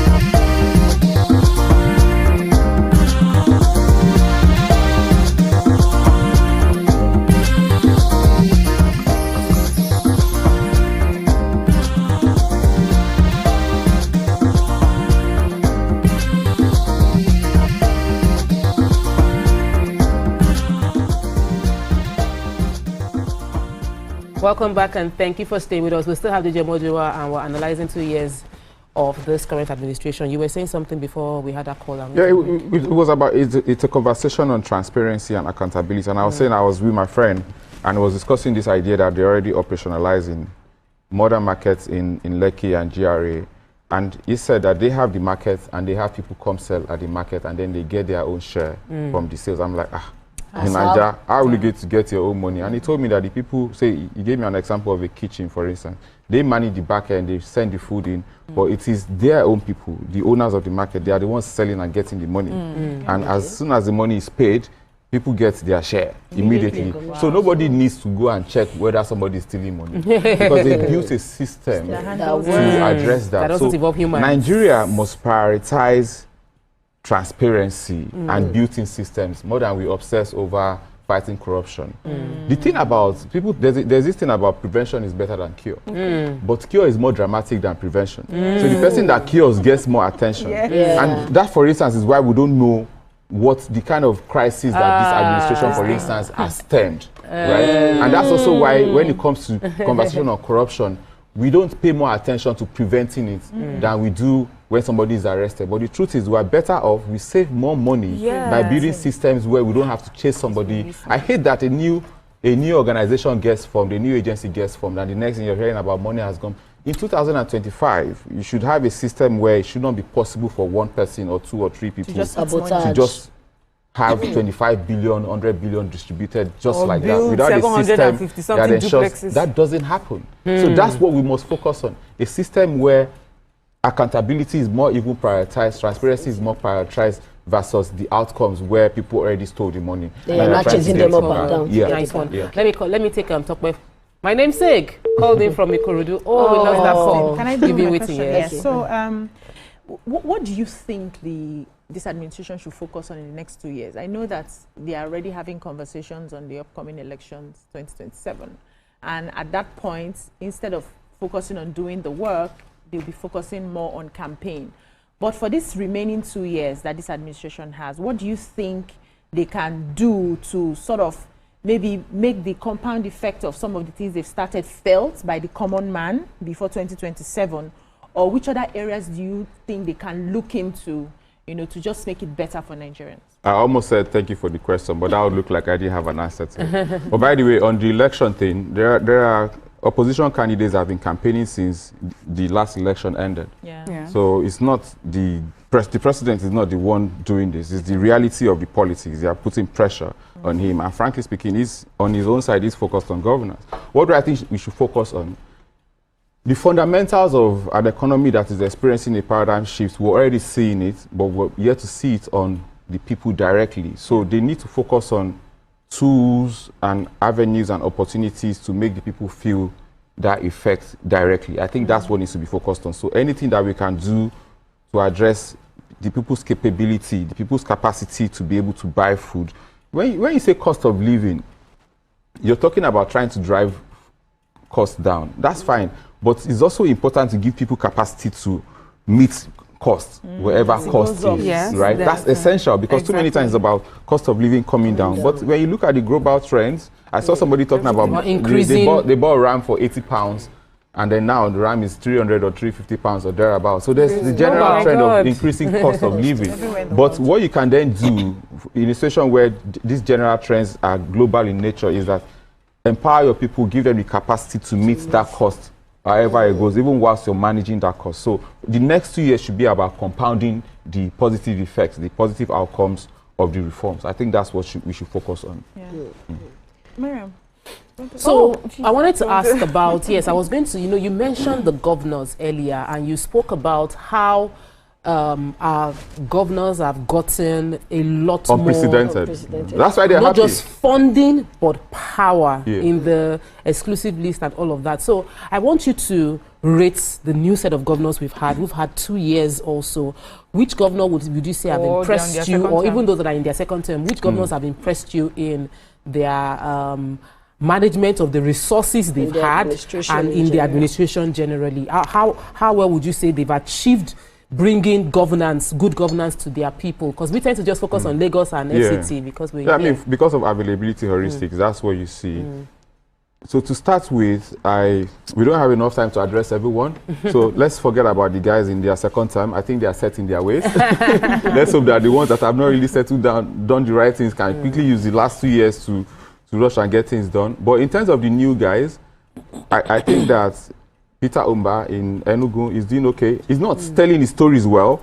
He's not telling his story well. I think he can do better on that front. But he's doing enough that people are talking about. He's actually doing good. He's actually doing good. You can see it. You can see it. I think if you go a bit north, Diko Rada is doing well. He's creating a system where technology is helping to enable the people. I think he's doing well. He's also directly addressing the security challenge. He's not just waiting on the federal government. And I think governors have to start thinking with respect to that. I think Ubasani is definitely doing well. He's got a lot of plaudits for the way he's addressed security or insecurity in Kaduna State. He's done very well in terms of going to places that ordinarily you would have felt, oh, they didn't vote for me. He's also humane in his addressing of these challenges. Kaduna State? Yes. Because we have, Ramatu is from Kaduna State. Oh, that's Katsina. Okay, because she was calling out her own governor. And people can have different views, right? It's government, it's millions of people, it's thousands and you of have been millions focusing of on the acres. structure anyway. Yeah. So Ubasani is doing well. Is primary health care, ensuring that they get to places outside of the city centers, ensuring that people that ordinarily were maybe primarily ignored for years are getting access to roads, are getting access to primary health care, and their governor is listening to them, prioritizing them, and there is no hanky-panky with respect to leadership. It's open, it's compassionate.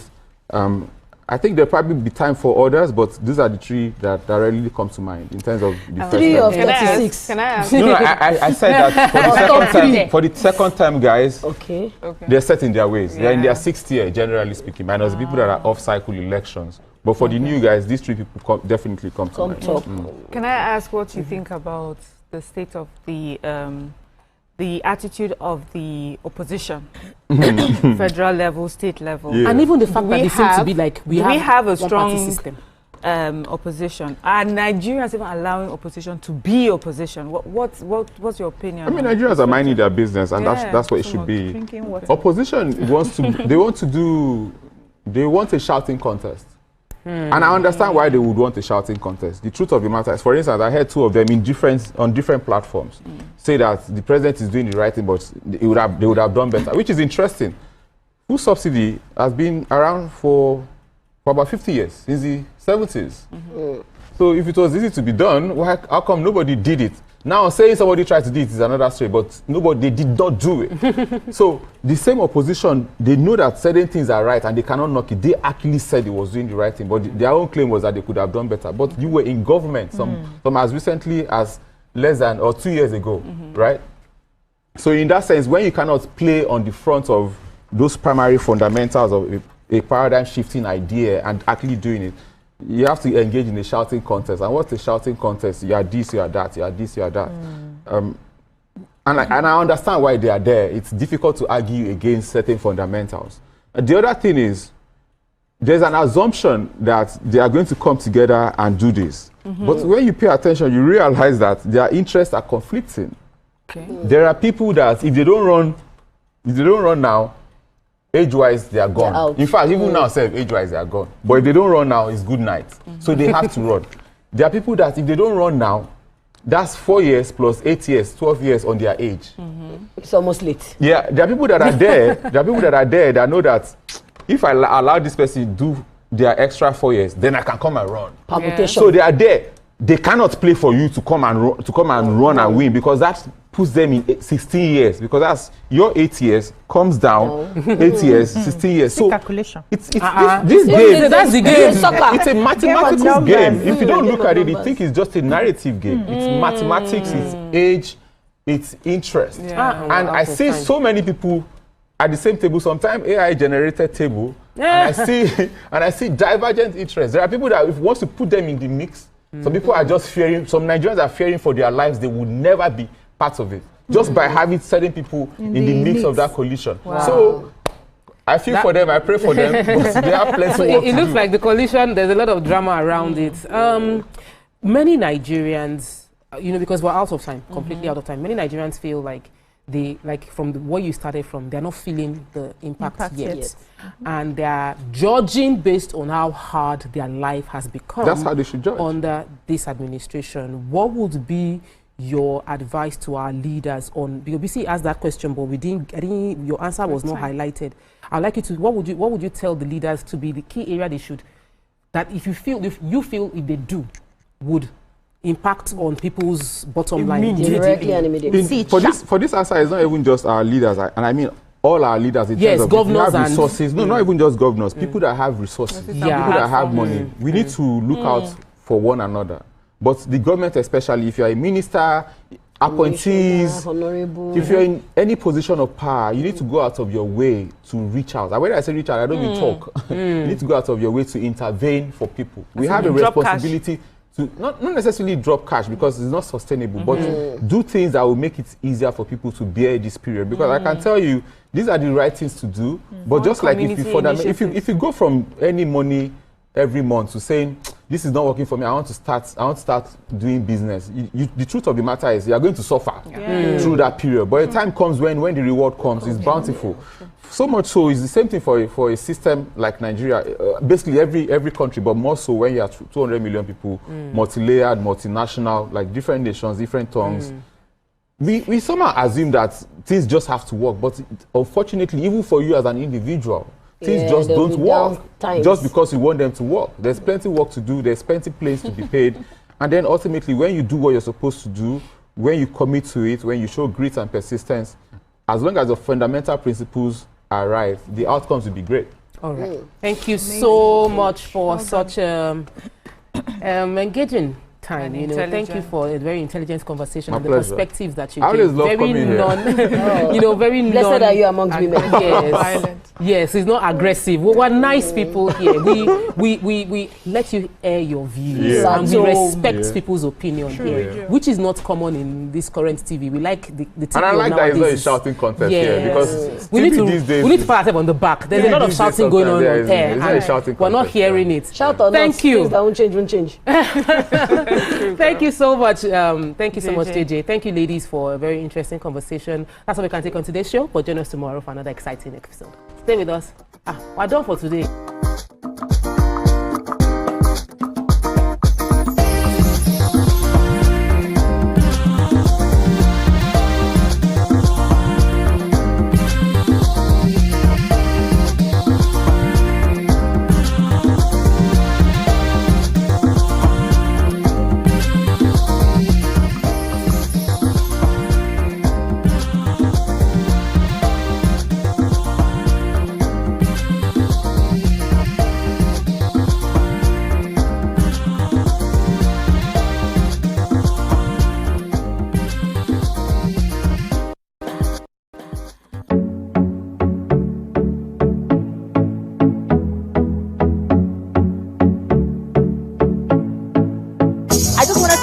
that simple everyday things so that people can see how special the things around us are.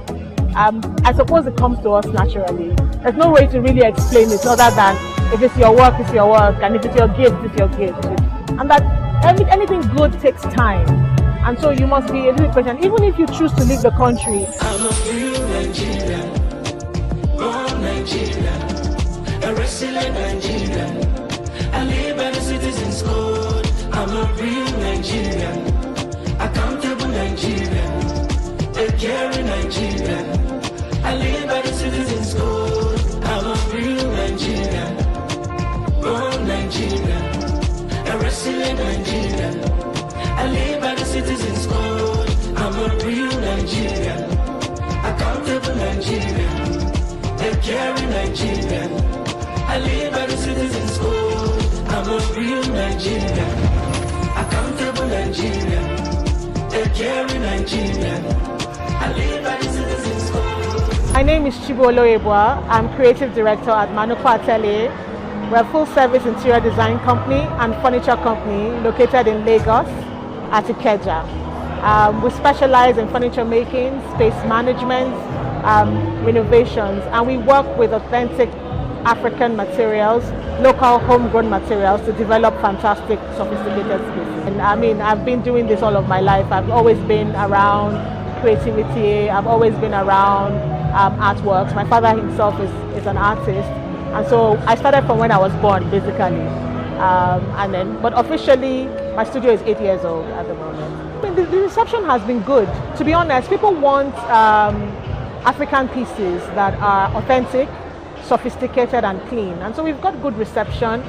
So long as you can do the work very, very nice, neat and it's durable, you definitely get customers that will consistently patronize you. So the reception has been great, and we came to this exhibition to showcase, our work, showcase who we are, and to show people that, you can get really quality materials, furniture,